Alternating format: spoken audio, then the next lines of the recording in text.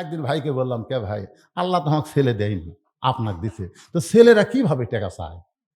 আমার ভাই রাগ করে বলতেছে, শালার লাগবে 100, চায় 1000।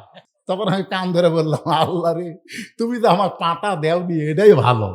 একটা মেয়ে কোনোদিন R15 গাড়ি চাবে না, একটা মেয়ে কোনোদিন এই এখনকার মোটর সাইকেল চাবে না, আর ছেলেরা কিছু বুঝবে না, গাড়ি নিবি। এই যে এখন ধরা খাচ্ছে, তেল তেল আছে, কাগজ দে, ড্রাইভিং লাইসেন্স দে,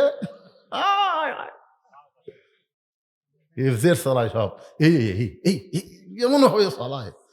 আল্লাহ এই যুবকদেরকে আল্লাহ হেফাজত করো, জোরে করো আমিন। আর যে বিদ্যুৎ আর যে তেল মন্ত্রী একটা বাড়াছে, বুঝলেন, আরো হাই হাই রে, গতকাল ওয়াজ করে আমার এই সারা রাত খালি তেলই খোঁতা লাগিছে, বুঝলেন, আমার গাড়ি আবার তেলের গাড়ি, যে পাম্পতি যাই নাই, মানে ওয়াজ তখন যা ধরছি তখন আমি তেল দিয়ে গাড়ি চলাই, গ্যাস ট্যাস করিনি, বুঝলেন। তেলের যে সমস্যা হলো, খালি তেলের সমস্যা না, আগামীতে আরো বহু সমস্যা আসবে যদি কোরআনকে মাইনাস করা হয়। কথা কোন ঠিক কিনা, কথা বলেন। আল্লাহ সব সমস্যার সমাধান করে দিবে। একটা স্লোগানও আছে, সব সমস্যার সমাধান। বিশ্বাস করতেছেন না, সেজন্য সবাই বলতেছেন না। আগে আয়াতটা আমি পড়ি, তারপরে দিকে স্লোগান দেন কি দেন না। অনুনাজ্জিলু মিনাল কুরআনি মা হুয়া শিফাউ ওয়া রাহমাতুল লিল মুমিনিন। এর বাংলা হচ্ছে সব সমস্যার সমাধান আপনার বলবেন দিতে পারে আল কোরআন। যদি না বলেন তাহলে এই আয়াতের বিরুদ্ধে যাবেন, বলা লাগবে। জবান দিছে কে? সব সমস্যার সমাধান আল কোরআনের আলো, কোরআন হাদিস যেখানে, দুনিয়ার মুসলমান লিল্লাহে তাকবীর। আমরা কত ক্ষেত্রে দলাদলি করব না, একটা হলো কোরআন আর একটা হলো নামাজ। আপনারা বলেন তো, কোনোদিন দেখছেন যে আওয়ামী লীগ, বিএনপি, জামাতে ইসলাম কাতার সোজা করতে গন্ডগোল করছে? কোনদিন দেখছেন? আমি নিজের চোখে দেখা, মসজিদের মধ্যে 3 জন মুসল্লি, বুঝলেন, ওরা 3 জনে খালি ঘড়ি দেখতেছে, ইমাম নাই। আমি এখন জানলা দিয়ে দেখি ওরা 3 জন খালি ঘড়ি দেখতেছে, নামাজের সময় হয়ে গেছে, ইমাম নাই। তা আমি ঢুকলি তো আমার দিবি। আমি চিন্তা করতেছি আজকে আমি ঢুকবো না, দেখি এরা কি করে। আমি দরজারে ফাঁকে এসে লুকে আছি। টাইম যখন 1 মিনিট চলে গেল, তখন আওয়ামী লীগ, বিএনপি, জামাত এরাই 3 জন, বুঝছেন। তখন বলতেছে, ভাই রে, নামাজের টাইম হয়ে গেল, হুজুর একটা এলো না, এখন সামনে কে যায়? তো জামাত ইসলাম বলতেছে, ভাই, তখন আওয়ামী লীগ ক্ষমতাতে আসলো, হচ্ছে আপনি যান। আওয়ামী লীগের লোক বলতেছে, আমি খালি নামাজ পড়ি রে, আমি তো পড়াবার পারি না। তো বিএনপিকে বলতেছে, ভাই তাহলে আপনি যান, আমি খুব বেশি পারলে আকামত পারি রে, কিন্তু। তখন বলতেছে, তাহলে কে যাবে? জামাত ইসলামী গেছে, জামাত ইসলামী সামনে গেছে, জামাতের পিছনে নামাজ পড়ে জামাত এখন বলতেছে, ভাই যান, আপনারা স্বাধীনতার স্থপতি, স্বাধীনতার ঘোষক, আমি কিন্তু রাজাকার। তখন 3 জনে এক বাক্যে বলতেছে, আল্লাহর ঘরের মধ্যে কোনো দল নাই রে, সব দল আমরা এক কাতার। জোরে কোন কথা ঠিক কিনা? তাহলে মসজিদের মধ্যে যদি কোনো দল না থাকে, সব দল যদি এক কাতার হয়, কোরআনের মাহফিলেও কোনো দল থাকবে না, সবাই আমরা এক দল হব। জোরে কোন কথা ঠিক কিনা? যতক্ষণ ওয়াজ হবে, কয় দল? এদের স্লোগান টোলোগান দিতে আবার চিন্তা ভাবনা করেন না যে হুজুর আবার কোন দল। আমরা সবাই এক দল। একটু মনোযোগ দিয়ে শুনতে হবে। আব্দুল্লাহ ইবনে ওমর 30 পারা কোরআনের হাফেজ, 6 লক্ষ হাদিসের হাফেজ, বলতেছে, রে নবীর সাহাবীরা, তোমরা খাটো পাঞ্জাবি হলেও তো নতুন পোশাক পরেছ, কিন্তু আমার পরে নতুন কোনো কাফন নাই। ওসমান গনি বলতেছে, আব্দুল্লাহ, জুমার দিনে সবাই নতুন পোশাক পরে, তুমি পুরাতন কাপড় পরলা কেন? আব্দুল্লাহ বলতেছে, আমি যদি আজকে নতুন কাপড় পরতাম, তাহলে আমার বাবার জুব্বা লম্বা হতো না। তোমরা তো জানো না, আমার বাবা যেদিন থেকে খেলাফতের দায়িত্ব পাইছে, সেদিন থেকে আমি আব্দুল্লাহ দেখেছি আমার বাবার চাইতে নরম কোনো মানুষ নাই। এই কোরআন থেকে যারা দায়িত্ব পায়, দায়িত্ব পাওয়ার আগে গরম থাকলেও দায়িত্ব পাওয়ার পরে কিন্তু আর গরম থাকে না। আপনারা কি বুঝতেছেন? হযরত উমর যখন সাহাবী ছিল, হযরত উমর যখন সাহাবী ছিল, একদিনকার ঘটনা কি জানেন? আল্লাহ রাসূল রাস্তা দিয়ে যাচ্ছেন, যাওয়ার সময় দেখে শয়তান খুব জোরে জোরে দৌড়াচ্ছেন। রাসূল বলে, এই শয়তান এত জোরে দৌড়াস কেন? সঙ্গে সঙ্গে শয়তান ব্রেক করে বলতেছে, আসসালামু আলাইকুম ইয়া রাসূলুল্লাহ। আল্লাহ রাসূল কয়, আমাকে দিকে সালাম দিলি, দৌড়াস কেন? বলে, ওই যে দেখেন হুজুর, ওই যে দেখেন। রাসূল তাকায় দেখে উমর আসতেছে। তো বলে, আমার উমর দিকে দৌড়াস কেন? খালি দৌড়াই না, এই রাস্তা দিয়ে আমি শয়তান আর 40 দিন ভয়ই যাবো না। সুবহানাল্লাহ খান না কেন? যে উমর সাহাবী থাকা অবস্থায় উমর ফারুক রাস্তা দিয়ে গেলে শয়তান 40 দিন যায় না, সেই উমর যখন মদিনার খলিফা হলো, আব্দুল্লাহ বলতেছে, আমার বাবার চাইতে নরম কোনো মানুষ আমি দেখিনি। আমার বাবা মদিনার দায়িত্ব পাওয়ার পরে এত নরম হয়ে গেল। আমাদের বাংলাদেশে ক্ষমতা পাওয়ার আগে হচ্ছে নরম, আর ক্ষমতা পাওয়ার পরে হচ্ছে গরম। মানুষের তৈরি আইন যতদিন চলবে, ক্ষমতা পাওয়ার আগে কি নরম, খালি নরম। গাড়ির থেকে নেমে ফকিরুক সালাম দিতে, নেতা গাড়ির থেকে নেমে ফকির কয়, আসসালামু আলাইকুম চাচা, কেমন আছেন? ফকির খালি চারিদিকে তাকায়। নেতা বলতে, চাচা কি দেখেন? বলে, কাক সালাম দিলা? আপনাকে কি দিলাম? আমি ভিক্ষা করে খাই। ভোটের আগে আপনিও জাহামু তাই। এই কয়া ফকিরকে এক টানে বুকের মধ্যে চাপে ধরছে। ফকির চোখের পানি বের করে বলতেছে, বাবা ভোট তোমাকেই দিব, আল্লাহর কাছে ওয়াদা করে বললাম ভোট তোমাকেই দিব। ফকির বাড়ির যা ফকিরনিক বলতে, তুই জানিস আমাকে বুকের মধ্যে চাপে ধরছে রে, তোকে দেওয়া লাগবে। ফকির ফকিরনি ভোট দিছে, ভোটে যখন এমপি হয়ে গেছে তখন ফকিরের মশান আরো বেড়ে গেছে। আমার ভোট দিয়ে এমপি হলু, ভোটের আগে আমাকে বুকুত লিলু, এখন ভোটের পরে তো আমাকে কলত লিবি।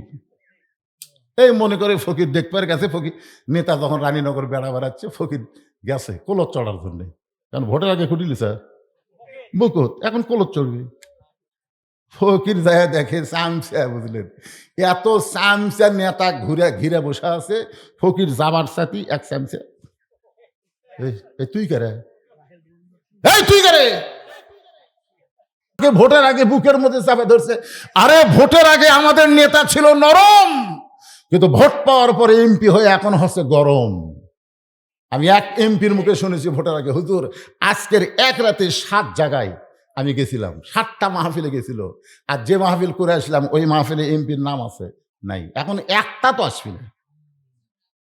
আগে 7টা পর্যন্ত ঘুরিছে। ধরে কথা কর না কেন ভাইজান?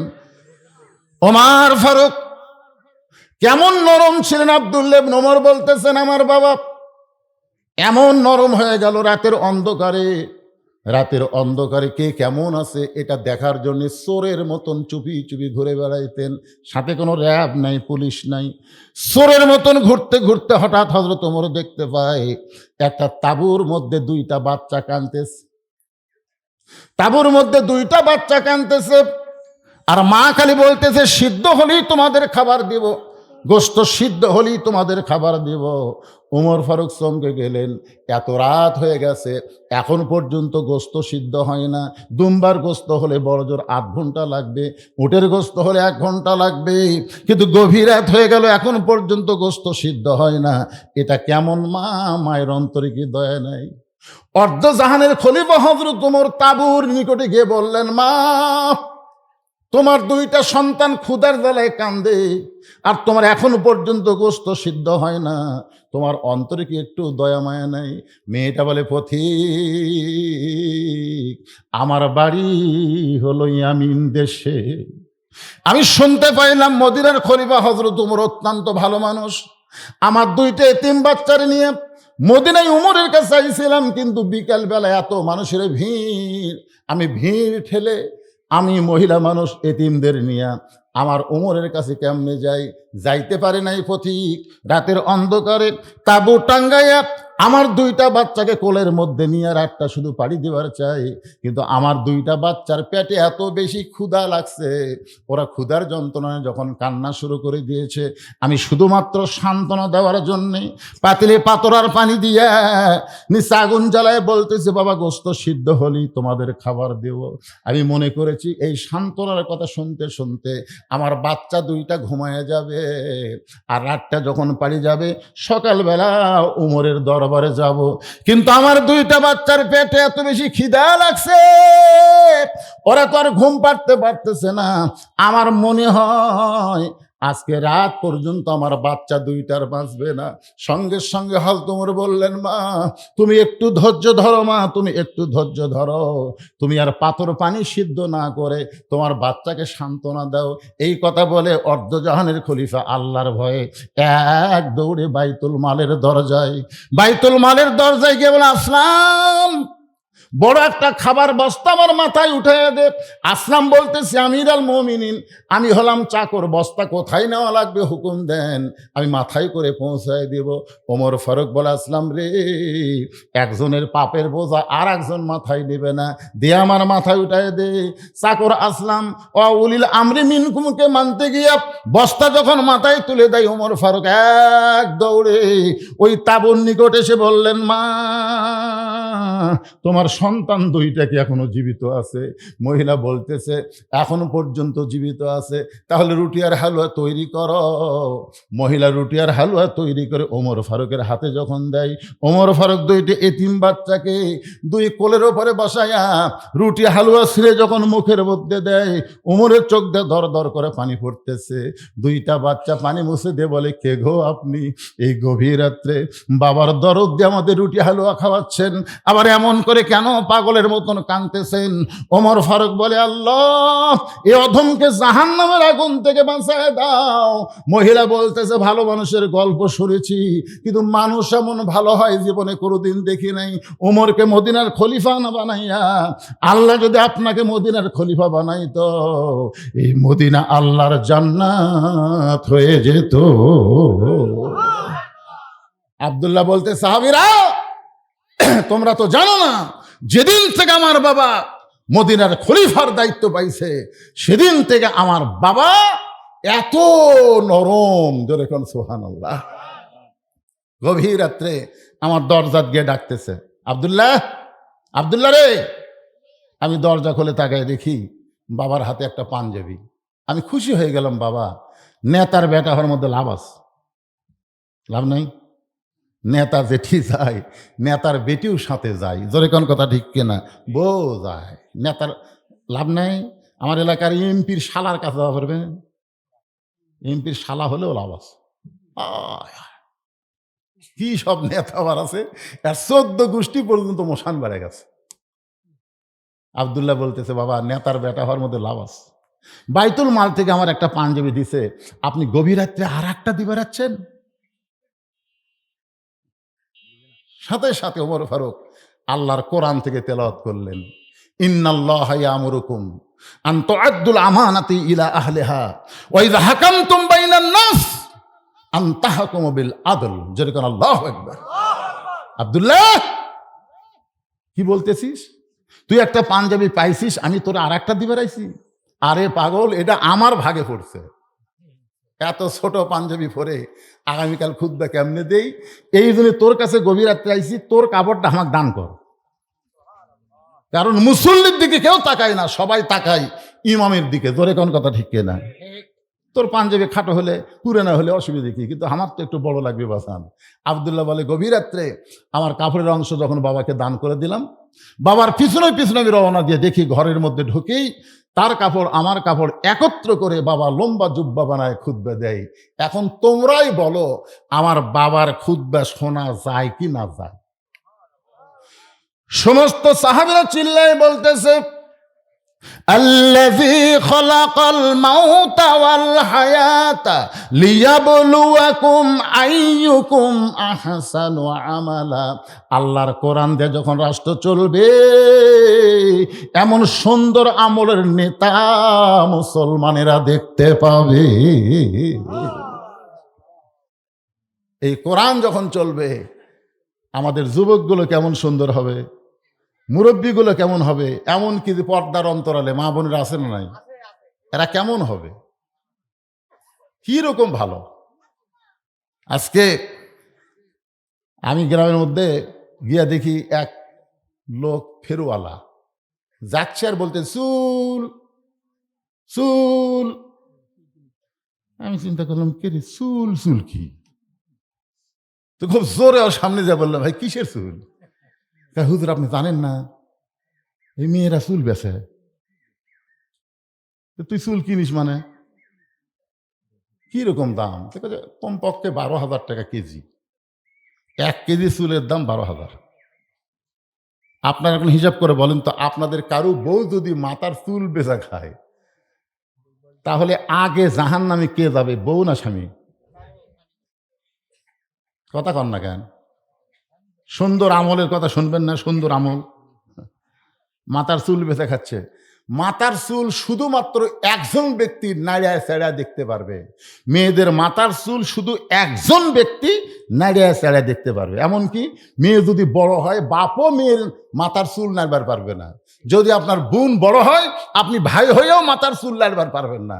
শুধুমাত্র স্বামী তার বইয়ের মাথার চুল নাড়িয়ায় চেড়ায় দেখতে পারবে। প্রয়োজন হলে মাথার চুল কামড় দিয়ে ঘুম পাড়বে, প্রয়োজন হলে মাথার চুল মাথার মধ্যে লিয়ে ঘুম পাড়বি, মজা পাবি। কিন্তু একমাত্র স্বামী ছাড়া মেয়েদের মাথার চুল কেউ লাড়বার পারবে না। কিন্তু যারা কিনতেছে, আপনারা বলেন তো, এরা লাড়াচাড়া লিখছে না? লেওয়ার পরে বলতেছে, ভাবি হতে হতেই হলো না, আর সামান্য, বোঝেন না, 1 টাকার ওজন 200 টাকা, আর আর সামান্য সামান্য নাই। তখন বলতেছে, ভাই রে আজকে তো আর নাই, দেখি তো চেষ্টা করি। ঘরের মধ্যে যায় মুড়া চিরুনি দিয়ে, আপনি যে প্যারাশুট কিনে দিচ্ছেন, আপনি জুই তেল কিনে দিতে লাভ নাই তো। ওই খালি মটমট করে ছিঁড়ে লিয়ে এসে বলতেছে, দেখো তো ভাই, লাড়াচাড়া বলতেছে হতে হতে যাক, আগামী আসলে বেশি দিবেন। এখন আপনি বলেন যে আপনার বইয়ের চুল সাধারণ একজন মানুষ লাড়ায় চাড়া হিসাব করে ওজন করে নিল, আর আপনি জান্নাতে যাবেন। সুন্দর আমল করতে গেলে একটু মনোযোগ দিয়ে খেয়াল করা লাগবে। আদম আলাইহিস সালামকে আল্লাহ যখন জান্নাত থেকে বের করে দিচ্ছেন, আদম নবী কিন্তু আল্লাহর সঙ্গে একটু তর্ক করেছিলেন। সেই তর্কটা হলো, আল্লাহ আমি গন্ধম গাছের কাছে যাইনি, আমি গন্ধম ফল খাইনি, গন্ধম ফল যে আমারে খাওয়াইছে আমি জানাও খাইনি। যখন জানবার পারছি শরবতের মধ্যে গন্ধম ছিল, আমি তখন ঢুকি চিপি মারি নাই, আমার ডান হাতখানা মুখের মধ্যে দিয়া আমি রক্ত বমি করেছি। আল্লাহ এখন বলেন তো আমার দোষ কোন জায়গায়? আল্লাহ বলতেছে, আদম আমি হিসাব করে দেখছি তোমার কোনোই দোষ নেই। তো তাহলে আমার যদি দোষ না থাকে, তাহলে আমাকে জান্নাত থেকে বের করে দিচ্ছেন কেন? তখন আদম আলাইহিস সালামকে আল্লাহ বলতেছে, আদম সত্যি করে বলো তো, হাওয়া তোমার কে হয়? তখন বলতেছে, আল্লাহ হাওয়া তো আমার বউ হয়। আদম বলে, আল্লাহ বলতেছে, আদম হাওয়া তোমার কে হয়? আদম বলতেছে, আল্লাহ হাওয়া আমার বউ হয়। আল্লাহ আবার বলতেছে, আদম হাওয়া তোমার কে হয়? আদম কয়, আল্লাহ একই কথা বারবার কেন কন, হাওয়া আমার বউ হয়। আল্লাহ কয়, কে রে আদম, পরপর 3 বার বললাম, 3 বারই তুই বললি হাওয়া আমার বউ হয়। তো হাওয়া যদি তোর বউ হয়, তাহলে বউয়ের দিকে খেয়াল করা লাগবে না? তোর বউ যে গন্ধম গাছের কাছে গেল, তুই তখন কি করলি, কোথায় ছিলি? আদম কয়, আল্লাহ আমি তো খেয়াল করিনি। তোর হাওয়া যখন গন্ধম ফল পাড়িয়া খেলো, তখন তুই কোথায় ছিলি? কয়, আমি তো খেয়াল করিনি। তোর হাওয়া শয়তানের প্ররোচনায় পড়ে গন্ধমকে শরবত করে তোকে খাওয়ালো, তুই তখন কোথায় ছিলি? আমি খেয়াল করিনি। আল্লাহ কয়, বিয়ে করবি তুই, আর খেয়াল করবো আমি? আজকে যারা বিয়ে করছেন, আপনার বইয়ের দিকে খেয়াল করার দরকার আছে না নাই? কথা কথা আছে না নাই? আপনি এশার নামাজ মসজিদে জামাতে বললেন, আলহামদুলিল্লাহ, কিন্তু মসজিদ জামাতে নামাজ পড়ে আপনার নিয়ত করা দরকার, আমি বাড়িতে যাই দেখবো আমার বউ এশার নামাজ পড়তেছে। এই নিয়ত করে বাড়িতে ঢোকা দরকার। জোরে কোন কথা ঠিক কিনা? কিন্তু বাড়ি ঢুকে দেখতেছেন আপনার উত্তর ঘর থেকে হিন্দুদের পূজার বাদ্য লো লো লো লো লো লো লো লো লো, হরি হরি হরি হরি কেরে। আমি মুসলমান, আমার বাড়িতে হিন্দুদের পূজার বাদ্য কেন বাজতেছে?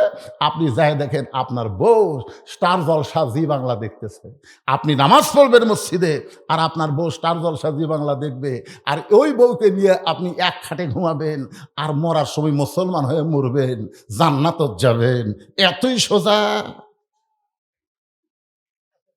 সুন্দর আমল করতে গেলে সঙ্গে সঙ্গে ঘরের মধ্যে গিয়ে রিমোট কন্ট্রোল কায়দা নিয়ে বউকে কাছে নিয়ে বলবেন, বিবি রে, তুই যে ভারতের স্টার জলসা জি বাংলা দেখতেছিস, তুই কি জানিস রে বিবি, ওই ভারত আমাদের 400 বছর পুরাতন বাবরি মসজিদ ভাঙ্গা দিছে। ভারতে রাম মন্দির বানানোর বহু জায়গা আছে, কিন্তু অন্য কোনো জায়গায় মন্দির না বানায়া আমাদের মসজিদ ভাঙ্গে সেই জায়গায় রাম মন্দির বানাইছে। এখন তুই বল, মুসলমানের বউ হইয়া যেই ভারত মসজিদ ভাঙ্গে রাম মন্দির বানায়, সেই ভারতের চ্যানেল দেখা কি যায়? বউ চোখের পানে বের করে বলে, স্বামী গো, এই কথা কি আপনি আমাকে আগে বলবেন না? আমি কান ধরে তওবা করলাম, আর জীবনে কোনোদিন ভারতের চ্যানেল দেখব না। সুন্দর আমল করার জন্যে ছেলের কাছে ওয়াজ করা লাগবে, মেয়ের কাছে করা লাগবে। আল্লাহ নবী ঘরের মধ্যে ঢুকে দেখে 9 বছরের ফাতেমা হাতের মধ্যে চুরি দিয়া মুস্কি মুস্কি হাসতেছে।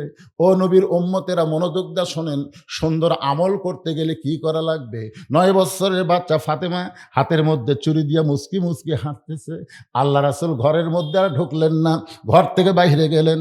ফাতেমা চমকে গেল, সেই বাবা আমাকে ঘরের মধ্যে ঢুকে আমাকে মা মা বলে আদর করে। নবীর 4টা মেয়ের মধ্যে নবী সবসময় বলতো, 3টা আমার মেয়ে আর একটা হলো আমার মা। জোরে কান সুবহানাল্লাহ। নবী সাহাবীদের মধ্যে একদিন বলতে হঠাৎ, হাসান হোসেন 2 ভাই 2 কোলত বসে আছে, বুঝলেন? 2 কোলে বসে আছে কে? হাসান হোসাইন। আর এমন সময় নবী গল্প শুরু করছে, এই সাহাবীরা, আল্লাহ আমাকে 3টা মেয়ে দিছে, তোমরা জানো? সাহাবীরা জিব্বাত কামড় খাচ্ছে। কোরআন শরীফে আল্লাহ বলেছে, নবী যখন কথা বলবে, নবীর মুখের আগে কোনো কথা বলা যাবে না। নবী যখন চলবে, নবীর সামনেও চলা যাবে না। তো যেই বলতেছে আল্লাহ আমাকে 3টা মেয়ে দিছে, সাহাবীরা জিব্বাত কামড় খাচ্ছে, কারণ সবাই জানে মেয়ে হলো 4টে। নবী বলতেছে, আমার বড় মেয়ের নাম হলো জয়নাব, আমার মেজো মেয়ের নাম হলো রোকেয়া, আমার ছোট মেয়ের নাম হলো কুলসুমা। রে সাহাবীরা, আল্লাহ আমাকে 3টা মেয়ে দান করেছে। আমার বড় মেয়ের নাম হলো জয়নাব, আমার মেজো মেয়ের নাম হলো রোকেয়া, আমার ছোট মেয়ের নাম হলো কুলসুমা। রে সাহাবীরা, আল্লাহ আমাকে 3টা মেয়ে দান করেছে। এ কথা বলা মাত্রই হাসান হোসাইন লাভ দিয়ে উঠছে।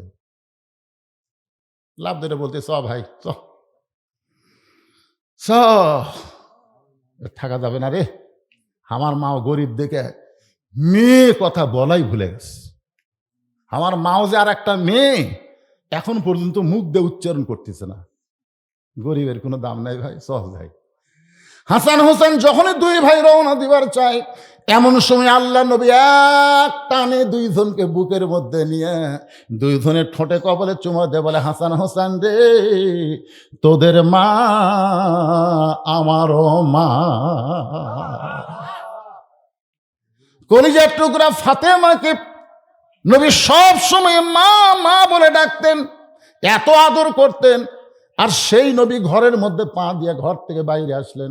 ফাতেমা চমকে গেল যে আমার বাবা ঘরের মধ্যে ঢুকেই কেন ঘরের মধ্যে আর ঢুকলেন না। তাকায় দেখে বারান্দায় নবীর চোখ দিয়ে দর দর করে পানি পড়তেছে। ফাতেমা হাঁটু গেড়ে বসে বললেন, বাবা আজকে কি দুঃখ আপনার মনে, এমন করে আপনি কেন কাঁদতেছেন? রাসূল বলে, ফাতেমা, যে দুনিয়াতে সাজবে মা, আল্লাহ তার আখিরাতের শ্বাস কমায়া দিবে। শুধু এইটুকু কথা বলেছেন, বেশি ওয়াজ করা লাগে নাই। যে দুনিয়াতে সাজবে মা, আল্লাহ তার আখিরাতের শ্বাস কমায় দিবে। সঙ্গে সঙ্গে ফাতেমা হাতের 2টা চুড়ি খুলে মাটির ফাইলা দিলেন। নবী দৌড়া গিয়া ওই চুড়ি 2টা করে জামার পকেটের মধ্যে ঢুকাইলেন। ফাতেমা বলতেছে, বাবা, যেই চুড়ি হাতে দেওয়ার কারণে আপনি ঘরের মধ্যেই ঢুকলেন না, আর সেই চুড়ি ফাইলা দিলাম, আপনি কেন করে পকেটের মধ্যে ঢুকাইলেন? রাসূল মুস্কি হাসি দিয়ে বললেন, ফাতেমা আয় আয় আমার কাছে আয়। যেই মাত্র নক্ষত্র কাছে গেছে। আল্লাহ রাসূল বললেন, ফাতেমা একদিন তোর নাকে নাক ফুল পরানো হবে, একদিন তোর গলাত মালা পরানো হবে, একদিন তোর কানে দুল পরানো হবে, হাতে চুড়ি পরানো হবে। ফাতেমা বলতেছেন, কবে কবে? আল্লাহর নবী বললেন, যেদিন তোমার বিবাহ হবে। ও ফাতেমা, মেয়েরা কেবলমাত্র একজন ব্যক্তির জন্য সাজতে পারবে, সেই ব্যক্তি হলো তার স্বামী। স্বামী ছাড়া অন্য কোনো পুরুষের জন্য নারীরা সাজতে পারবে না। তাহলে মেয়েরা সাজবে কয়জনের জন্যে? এ জোরে কর না কেন, কথা কন, কয়জনের জন্যে? আর আমাদের গুলা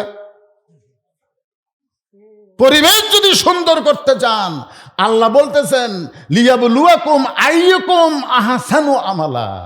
তাহলে বইয়ের দিকে খেয়াল করা লাগবে, ছেলের দিকে খেয়াল করা লাগবে, মেয়ের দিকে খেয়াল করা লাগবে।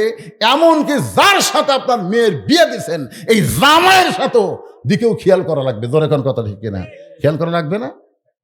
একদিন ফাতেমা দুপুরবেলায় কানতে কানতে হযরত আলীর কাছে। আলী বলতেছে, কে গো, কান্দো কেন?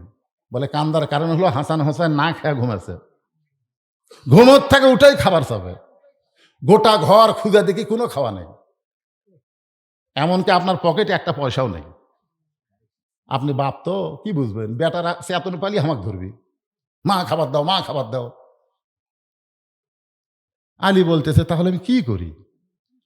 কত ধনী ধনী যুবক তোমার বাপক প্রস্তাব দিল তোমাকে বিয়ে করার জন্যে, তোমার বাপ আমার মতো এক গরিবের সাথে বিয়ে দিল, এখন তো আমার করার কিছুই নেই। ফাতেমা বলতেছে, কান্দেন না, একটা কাজ আছে। এই বলে একটা ওন্না আলীর হাতে দিয়ে বললেন, এইটা বিক্রি করে আজকের দিনে যে টাকা হবে সেই টাকার খাবার নিয়ে আসেন।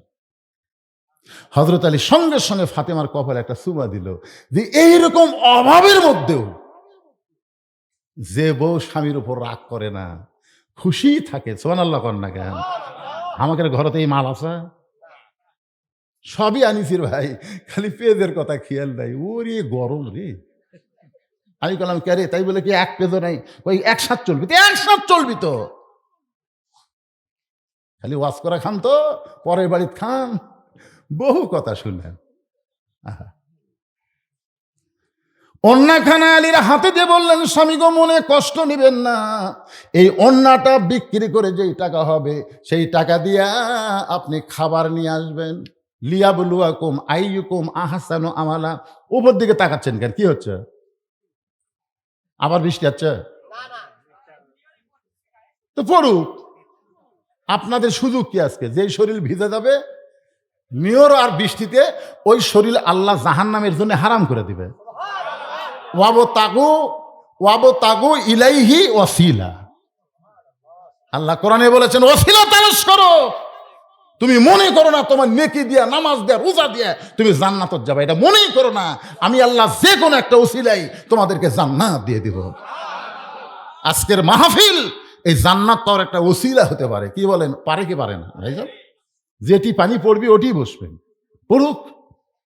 এমনও হতে পারে সারিবদ্দি সালসা, এই পানি যে শরীরে পড়বে, এক আধ বছর কোনো ডাক্তারের কাছে যাওয়া লাগবে না। আল্লাহ পারে কি পারে না? ধরে কেন? হ্যাঁ, যেটি পড়তেছে ওটি লেন, দেখি কি হয়। এটা যাতা জায়গা না। যতক্ষণ থাকবেন ততক্ষণ ফেরেশতারা আপনাদের পরিবেশন করে দাঁড়িয়ে থাকবে। এটা যাতা জায়গা নয়, এটার নাম হলো রিয়াজুল জান্নাহ। হযরত আলী অন্যখানা নিয়ে বাজারের মধ্যে ঘুরতেছেন, কিন্তু পকেট থেকে বের করার সাহস পাচ্ছেন না। কারণ বের করলেই যখন খরিদ্দার জিজ্ঞাসা করবে, আলী ভাই অন্যা কার, তখন যদি বলি আমার বইয়ের, অবশ্যই চিন্তা করবে পুরুষ মানুষ যখন বইয়ের জিনিস বেচা খায়, এই পুরুষ হলো দুর্বল পুরুষ। আপনারা বলেন তো, পুরুষ মানুষ বইয়ের জিনিস বেচা খাওয়া, ই কি সবল না দুর্বল? ভাত খাওয়ার সময় খালি বারবার স্বামী বলতেছে, হতে হচ্ছে না, হচ্ছে না। বউ কয়, কি হচ্ছে না গো? আমার জমির ধারে এক জমি বার আছে তো, ৮০,০০০ টাকা দাম, কিন্তু আমার কাছে ৬০,০০০ টাকা আছে, খালি ২০,০০০ টাকার জন্যই হচ্ছে না। বউ বলতেছে, ইন্নাল্লাহা মাস সাবিরিন, ধৈর্য ধরেন, এবার না হয় সামনে বার হবে। তো বলতে, তোর বাপের জায়গা, যে আমার জন্য ১ বছর থুবি। বউ কয়, আমার উপর আপনি চেতেন কেন? বলে, চেতার কারণ হলো তোর যে গলাত মালা আছে, বিয়ের সময় তোর বাপ তোক দিছে, ওই যে 1 ভরি সোনার মালা, আরে মালা ঠিকই আছে, ওটা মালার সাইজ আছে, ওই মালার চল এখানে।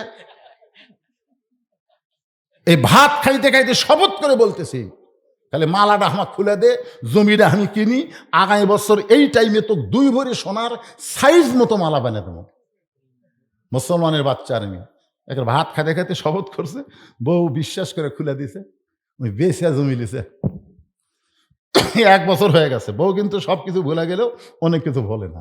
1 বছর পরে বলতেছে, কে গো, গত বছর যে মালা বেচা খেলে 2 ভরি দিবার ছিল, আমার 2 ভরি লাগবে না, 1 ভরি দাও, 1 ভরি দাও। তখন স্বামী বলতেছে, তুই বদরশিদের ওয়াজ শুনিস নি? বদরশিদ আবার কি ওয়াজ করছে? বদরশিদ ওয়াজ করছে, মেয়েরা কেবলমাত্র এক ব্যক্তির জন্য সাজতে পারবে, সেই ব্যক্তি হলো তার স্বামী, স্বামী ছাড়া অন্য কারোর জন্য সাজাই জায়েজ নাই। তো তোকে যদি আমাকে মালা ছাড়াই ভালো লাগে, তাহলে মালা আর কি দরকার? কারণ ভালো লাগা হলো অন্তরের জিনিস রে। বউ চিন্তা করে, এই তো সিটার রে। বইয়ের জিনিস যারা বিক্রি করবে তারা হলো দুর্বল পুরুষ। হযরত আলী চিন্তায় পড়ে গেলেন, ওন্না বের করে যদি বিক্রি করতে চায়, আর খরিদ্দার যদি জিজ্ঞাসা করে, আলী ভাই এই ওন্নাটা কার, আমি তো মিথ্যা বলতে পারবো না, আমাকে বলতে হবে হাসান হোসেনের মার। তাহলে অবশ্যই চিন্তা করবে আলী দুর্বল হয়ে গেছে, বইয়ের জিনিস বেচা খায়। এই চিন্তা করতে করতে হযরত আলী যখন অন্যার পকেট থেকে বের করতেছেন না, এমন সময় এক খরিদ্দার আলীর সামনে সালাম দেয়, বলে, আলী ভাই আমার মনে হয় আপনি কিছু বিক্রি করবেন। সুবহানাল্লাহ বলেন। আলী চিন্তায় পড়ে গেল, আমি বিক্রি করব, দুনিয়ার কেউ জানে না, শুধুমাত্র কে জানে? আমার পকেটের মধ্যে ওন্না, এটা দুনিয়ার কেউ জানে না। আলী তাকায় দেখে ওই খরিদ্দার ব্যাগটা এরকম ফাঁক করে ধরেছে, ওই ফাঁকের মধ্যে হযরত আলী যখন ওন্নাখানা দিলেন, ওই খরিদ্দার একটাবার ওন্নার দিকে তাকাইলো না, ওই ব্যাগটার মুখ চেপে ধরে আলীর হাতে 6টা দেরহাম দিয়ে যখন চলে যায়, হযরত আলী 6টা দেরহাম নিয়ে এক দৌড়ে খাবার দোকানে। লিয়াবলুয়াকুম আইয়ুকুম আহসানু আমালা, আল্লাহ পরীক্ষা করতেছে সুন্দর আমলের, একটু মনোযোগ দিয়ে শোনেন। এক দৌড়ে খাবার দোকানদারকে বলতেছে, ভাই এই 6টা দেরহামের যে খাবার হবে, সে খাবারটা আমাকে টোপলা করে দাও। দোকানদার 6 দেরহামের খাবার টোপলা করে যখন আলীর হাতে দিবে, এমন সময় একজন ফকির এসে আলীর সামনে কান্না করে বলতেছে, আলী ভাই আজকে 3 দিন হলে আমার বাড়িতে কোনো খাবার নাই, আজকে 3 দিন হলে আমার বাড়িতে কোনো খাবার নাই, যদি পারো তাহলে আল্লাহর হস্তে আমাকে একটু সহযোগিতা করো। আপনারা বলেন তো ওন্না বিক্রি করছে কার? জোরে কোন কার ওন্না? আর কে না খায়া ঘুম পাড়তেছে? সন্তান 2টা। এমন সময় ফকির বলতেছে, আল্লাহ বলতেছেন আইয়ুকুম আহসানু আমালা, তোমার সুন্দর আমলের পরীক্ষা হবে। আলী চিন্তায় পড়ে গেলেন, কি করব এখন, কি করব, খাবার টোপলা নিব না ফকিরকে আমার হাতের 6টা দেরহাম দিব? আল্লাহর কোরআন বলতেছে, আম্মা সাইলা ফালা তানহার, সাইলকারীকে খালি খালি ফিরাস না। আল্লাহর কোরআনকে বিশ্বাস করে ফকিরকে 1টা দেরহাম দিবার চায়, আর 5টা দেরহাম দিয়ে ওই খাবার টোপলার কিছু অংশ বাদ দিয়ে আলী নিবার চাই। এই নিয়তে ফকিরকে যখন 1টা দেরহাম দিবে, এমন সময় আল্লাহর কোরআন আবার এসে বলতেছে, ওমা তুনফিকু মিন শাইইন ফি সাবিলিল্লাহি ইউফা ইলাইকুম ওয়া আনতুম লা তুজলামুন। আলী রে, তুই যদি 1টা দেরহাম ফকিরকে দেস, আমি আল্লাহ তোকে 10টা দেরহাম দিব। 2টা যদি দেরহাম দেস, আমি তোকে 20টা দেরহাম দেব। তুই যদি 6টা দেরহাম দেস, আমি আল্লাহ তোকে 60 দেরহাম ফেরত দেব। হযরত আলী কোরআনকে বিশ্বাস করে নিজের সন্তানের দিকে না তাকায়া ওই ফকিরকে 6টা দেরহাম দিয়া দিলে। আল্লাহ বলতেছেন তোমাদের সুন্দর আমলের পরীক্ষা হবে। সন্তান 2টা না খেয়ে ঘুম পাড়তেছে, নিজের কামাই করার টাকা লয়, বইয়ের ওন্না বেচছে, আর সেই 6 দেরহাম দিয়ে দিছে। নিজের জন্য দেয় নাই, আল্লাহর কোরআনকে বিশ্বাস করে দিয়েছে। ধরে খান সুবহানাল্লাহ। বাজারের মধ্যে ঘুরতেছে হযরত আলী, এমন সময় এক উট নিয়ে এক লোক এসে বলতেছে, আলী ভাই উটটা কিনবেন? আলী বলতেছে, পাগল হস, 1 টাকা আমার নাই, উট কিনবো কি দিয়ে? বাকি কিনেন, 100 দেরহামে বাকি কিনেন, বিক্রি করে টাকা দিবেন। চুপ করছে, কে রে? বাকি দেওয়ার লোক। 100 দেরহামি বাকিতে উটটা কিনে যেই মাত্র উটের বাজারে গেছে, চারিদিক থেকে সবাই ঘিরে ধরে বলতেছে, শিক্ষামন্ত্রী। সেই সময় হযরত আলী কি আর ওসমান গনি অর্থমন্ত্রী। শিক্ষামন্ত্রী বলছেন বাজারত গেছে উঠলিয়া, আহা, আর আমাকে শিক্ষামন্ত্রী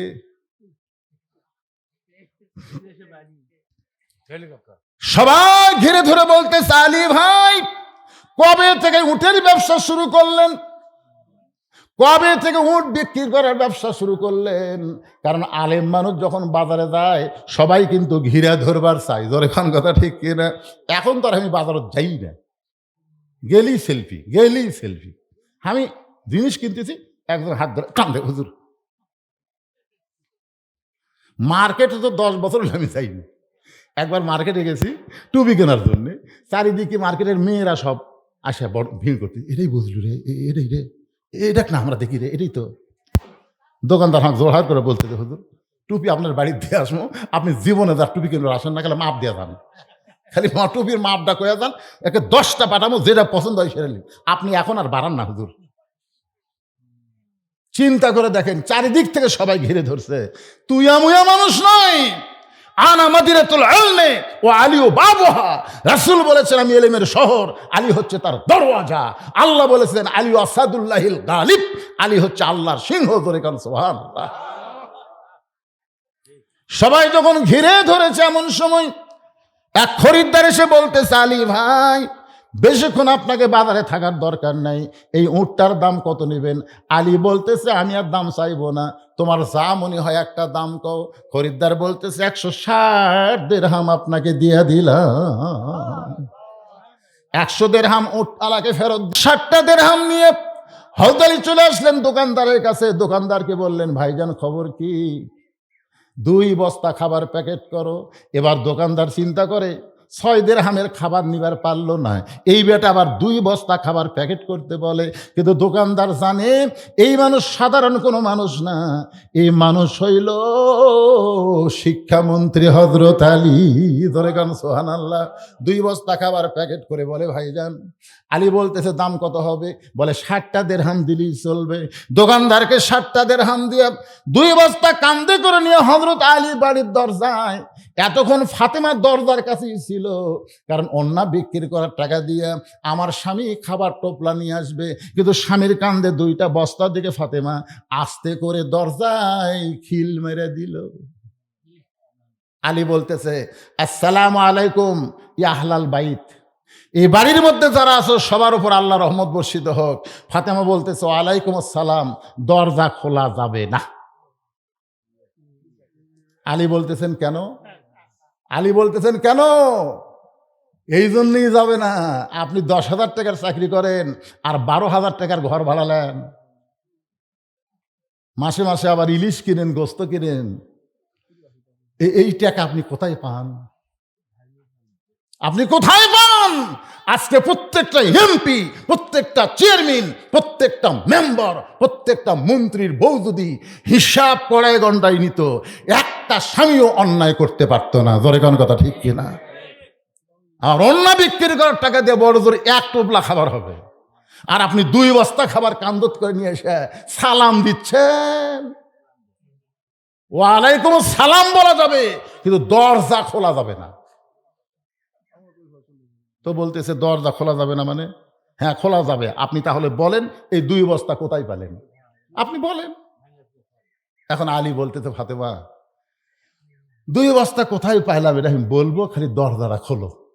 ফাতেমা বলতেছে না, আগে বলেন তারপরে খুলবো। আলী বলতেছে আগে খোলো তারপরে বলবো। ফাতেমা বলতেছে না, আগে খোলেন, আগে বলেন তারপরে দরজা খুলবো। আলী বলতেছে আগে খোলো তারপরে বলবো। 10 বার হয়ে গেছে, বলা 10 বার হয়ে গেছে। এমন সময় আল্লাহর কোরআন লিয়াবলুয়াকুম আইয়ুকুম আহসানু আমালা, আল্লাহর কোরআন বলতেছে আর রিজালু কাওয়ামুনা আলান নিসা, পুরুষ থাকবে উপরে, নারী থাকবে নিচে। দীর্ঘ বহু বছর আমরা মেয়ে মানুষের তলে ছিলাম, আমাদের কোনো বরকত ছিল না।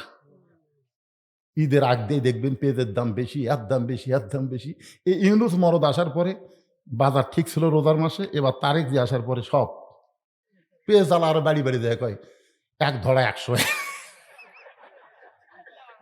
রোজার মাসে পেঁয়াজের যে কি দাম ভাই, এবার 100 টাকা দিলে 5 কেজি দেবে। আর আলুর দিকে তাকানি যাচ্ছে না, আলু আলাদা। আপনি বাগুন কিনবেন না, পটল কিনবেন না, কি কিনবেন ভাই? আর যেদিকে যাই এদের মরদ মানুষ মানেই বরকত। জোরে করেন সুবহানাল্লাহ। এই মেয়ে মানুষের তলে থেকে আমরা এত বছর বুঝবার পারিনি পারে। আল্লাহ রাসূল বলেছেন, এটা আমার কথা না, মা তারাকতু বাদি আলা উম্মতি ফিতনাতুন আদার আলা রাজুলু মিনান নিসা, রাওয়াহুল বুখারী কিতাবুল ফিতান।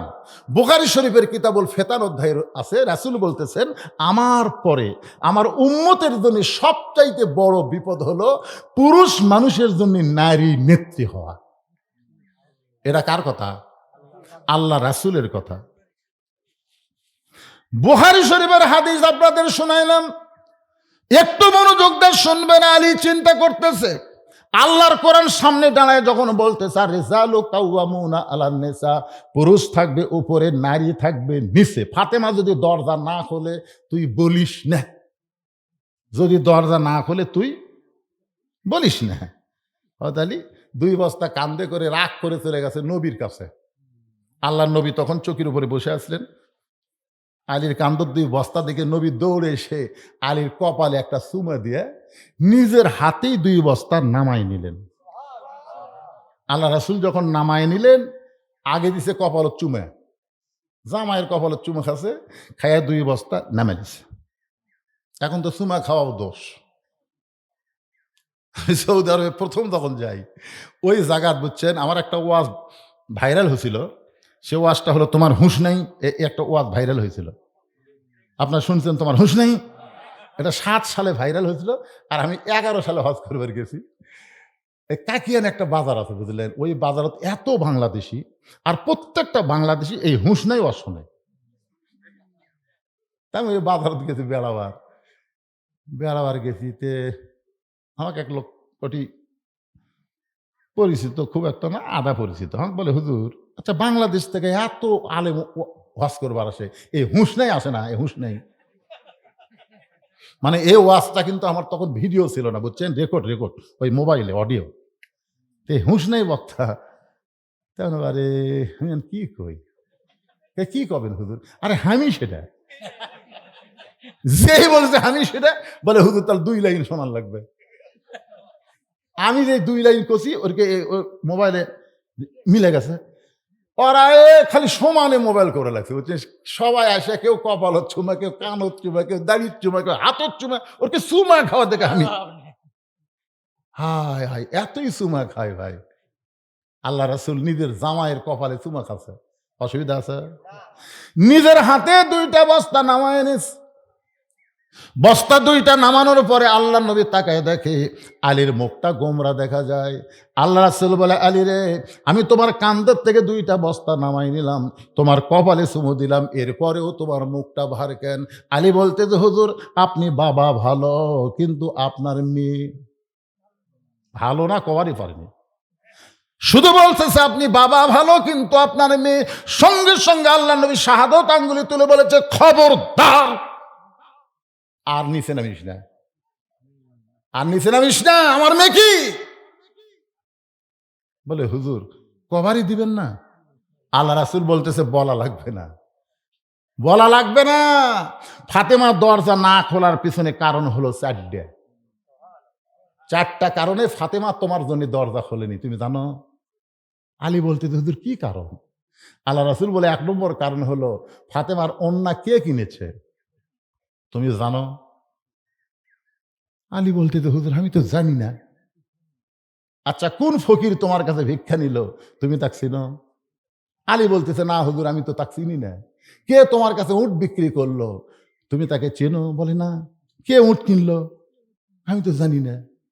এগুলা জানানোর জন্যই দরজা না খুলে আমার কাছে পাঠাই দিছে, এগুলা তোমাকে জানা লাগবে। সুবহানাল্লাহ কর না কেন? কেন জানা লাগবে?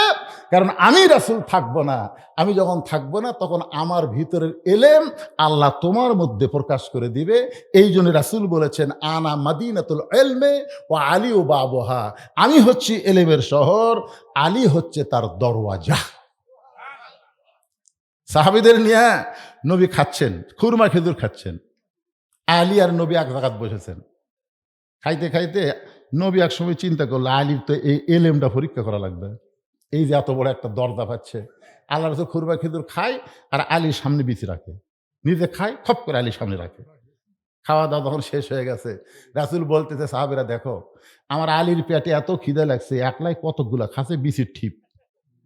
আলী দাঁড়ায় বলতেছে আসলেই তাই ভাই, আমার খিদে একটু বেশি, আমি বেশিই খাইছি, কিন্তু খিদে বেশি কার, যাই বিচি বাইর করা খায় না বিচি সহ খায়। তখন সাহাবেরা বলতেছে বিচি বার করার টাইম নাই, বিচি সহজাই খায়, তার খিদেই বেশি। বলতেছে দেখো নবীর সামনে একটাও বিচি নাই।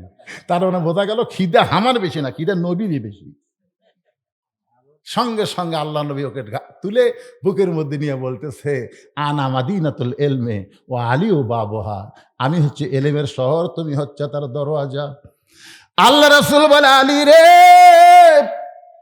আমার কলিজার টুকরা ফাতেমা পর্দানিশী, আর পর্দানিশীর ওড়না দুনিয়ার কোনো মানুষ কিনুক এটা আমার আল্লাহ পছন্দ করে না, কারণ আল্লাহ পর্দানিশীদের ভালোবাসে। পর্দানিশী নারী যারা আল্লাহর ভালোবাসা পায় তারা। আমার মায়েরা যারা পর্দার অন্তরালে বসে আছেন, মা আপনার যদি আল্লাহর ভালোবাসা পাওয়ার চান তাহলে ফাতেমার মতন পর্দানিশী হওয়া লাগবে। ফাতেমা কেমন পর্দানিশী? একদিন খাদিজাতুল কুবরা বলতেছে ইয়া রাসূলুল্লাহ, আমার বড় মেয়ে জয়নাব যখন আমার পেটের মধ্যে ছিল, আমার পেটটা উঁচু হয়েছিল, আমার পেটের বাচ্চা যখন জয়নাব প্রসব করলো, আমি তখন প্রসব বেদনা পাইছিলাম। ওগো আল্লাহর নবী, আমার রোকেয়া যখন পেটের মধ্যে ছিল আমার পেটটা উঁচু হয়েছিল, রোকেয়া যখন দুনিয়াতে আসলো আমি প্রসব ব্যথা পাইলাম। ওগো আল্লাহর নবী, আমার কুলসুমা যখন দুনিয়াতে পেটে আসলো আমার পেটটা উঁচু হয়ে গেল, পেটের ওজন হলো। কুলসুমা যখন দুনিয়ায় ভূমিষ্ঠ হইল তখন আমি প্রসব ব্যথা পাইলাম। কিন্তু আল্লাহর শপথ করে বলতেছি, আমার কলিজার টুকরা ফাতেমা যখন আমার পেটের ভিতরে, আমার পেটটা উঁচু হয়েছিল ঠিকই, কিন্তু আমার পেটে কোনো ওজন হয় নাই। আমার ফাতেমা যখন ভূমিষ্ঠ হলো, আমি খাদিজা তাকায় দেখি আমার কোনো কষ্ট তো হয় নাই, বরং ফাতেমার দুইটা হাত ফাতেমা তার ইজ্জতের উপরে ঢাইকা দুনিয়াতে প্রসব হলো। আমি মা হইয়াও আজও পর্যন্ত ফাতেমার ইজ্জত কোনোদিন দেখিনি।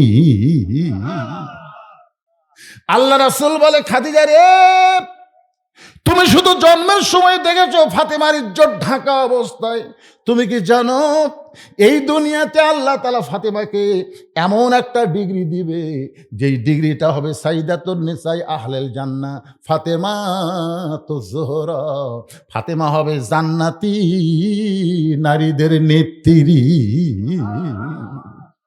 এমনি এমনি আপনার কোন এমনি এমনি?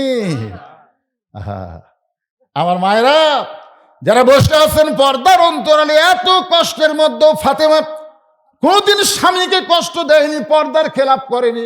একদিন গভীর রাত্রে হযরত আলী চেতন পায়ে দেখে হাসান হোসেন দুইজন ঘুম পাড়তেছে ডান ধারে, আর বাম পাশে ফাতেমা নাই।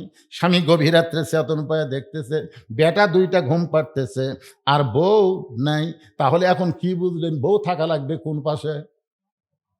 এ কথা কন না কেন? যেটি ইচ্ছে সেটি ছুটছেন, থন হায়াত কমে যাবি, হুড়াহুড়ি বন্ধ হবি না। বাম পাথরের বাঁকা হার দিয়া আল্লাহ মা হাওয়াকে সৃষ্টি করছেন, এই জন্য বউ থবেন বাম পাশে আর বাচ্চাগুলো সব ডান পাশে। এই স্বামী স্ত্রীর মাঝখানে কোনো কোল বালু চলবি না। বাচ্চা যদি থোবাতে চান তো মায়ের আবার বাম পাশে থবেন, ছোট বাচ্চা দুধ খাওয়া বাচ্চা থবেন, কিন্তু আপনার মাঝখানে থন না। কারণ মরদ মাছ ঘুমের ও করে দিল, বাচ্চার মুখের হাত তুলে দেয়, ওই নিঃশ্বাস একটা মরে দেবি, জোরে কোন কথা ঠিক কিনা? কিন্তু মা পারবি না, কারণ মায়ের নারীর সাথে একটা সম্পর্ক আছে। এই জন্য মা কোনোদিন বাচ্চার মুখের উপর হাত তুলে দিবি না, যতই ঘুম পাড়ুক। এখন হযরত আলী চেতন পাওয়ার পরে দেখে ফাতেমা নেই। গভীর রাত্রে ফাতেমা গেল কোন জায়গায়? আমি আমার নারীদের জন্য বলতেছি, মা বোনদের জন্য, লিয়াবলুয়াকুম আইয়ুকুম আহসানু আমালা, যে সুন্দর আমলের পরীক্ষা হবে এটা বোঝানোর জন্য বলতেছি। আলী চমকে গেল, তাহলে ফাতেমা গেল কোন জায়গায়? দরজায় গিয়া তাকায় দেখতেছে ফাতেমা মরুভূমির মধ্যে কালো একটা চাদর মাথায় দিয়ে খুব জোরে জোরে হাঁটতেছে। আলীর সন্দেহ হয়ে গেল, এই গভীর রাত্রে আমার বউটা এই কালো চাদর মাথায় দিয়ে কোথায় যায়? যত বড় হুজুর হোক না কেন, ভিতরে সন্দেহ আছে না নাই? নিরাপদ দূরত্ব বজায় রেখে হযরত আলী পিছনে পিছনে হাঁটতেছে। ফাতেমা এমন একটা জানলার কাছে গিয়ে দাঁড়াইছে, এই জানলাটা হলো আল্লাহর নবীর ঘরের জানলা। জানলার কাছে গিয়ে বলতেছে, বাবা, আজকে যদি আমার মা খাদিজা দুনিয়াতে জীবিত থাকতো, আমি আপনার কাছে কোনোদিন আসতাম না। মা যখন দুনিয়াতে থাকে না, তখন মেয়েরা বাধ্য হয়ে বাবার কাছে আসতে হয়। মা যখন দুনিয়াতে থাকে না, মেয়েদের যত কথা কার সাথে? এ কথা কন না কেন? কার সাথে? বাপের সাথে। আমার ৩টা মেয়ে আছে, আমার তো কোনো ছেলে নেই। আমার কোনোই ছেলে নেই, ৩টা মেয়ে আছে। ওদের যা কিছু লাগে ওরা মায়ের কাছে কয়, ওরা মা বাবার আমার কাছে আসে। এসে কয় যে তোমার মেয়েরা টেকা চাচ্ছে, এ চাচ্ছে। আমি কইলাম, কে ওরা আসে না কেন? ওরা শরম করে। ডাক দাও, ডাক দাও। ওর মাও বলতে, তোর বাপ খেয়েছে রে, যা। তো ৩ জন আসলো ঘরের মধ্যে, ৩ জনই নিচের দিকে তাকা আছে। আমি বললাম, মা, বাপের মুখের দিকে তাকালে সওয়াব আছে মা, তোরা মাটির দিকে তাকায় আছিস কে? আমার দিকে যেই তাকালো, আমি বললাম, কি লাগবে? টাকা। সেটা যদি আপনি বোঝেন। ৩ জনক ৩০০ টাকা দিলাম। দিয়ে বললাম, কে মা, আর লাগবে? আপনার বিবেচনা। তখন আবার ১০০ করে ৩ জনক ৩০০ দিলাম। দিয়ে বললাম, মা, হয়েছে কিনা? কি আর বলবো আব্বা। তখন আবার ৩ জনক ৩০০ টাকা দিলাম, তারা খুশি হয়ে বের হয়ে চলে গেল।